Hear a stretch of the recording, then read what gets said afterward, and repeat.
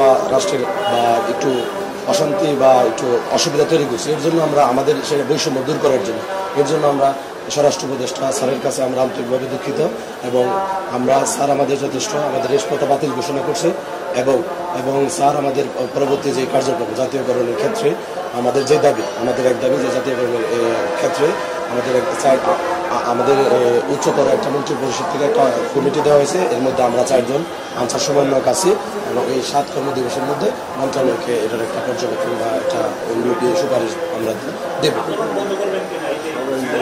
হ্যাঁ আমরা আপাতত আন্দোলন স্থগিত করতেছি, মানে একবারে বিলুপ্তি ঘোষণা করতেছিলাম বা করতেছিলাম, আন্দোলন স্থগিত। সবার সাথে আলোচনা করে আলাপ আলোচনা করে আমরা আপাতত আন্দোলন স্থগিত করবো স্যারের এই সিদ্ধান্তের পর। জি, সমাধান হওয়ার পর আমরা তো 7 কর্মদিবসের পর একটা স্যারদের একটা সুপারিশ দেবো বা করবো। সমাধান হলে আমরা সমাধান পাওয়ার পর পুরোপুরি ভাবে আমরা করবো।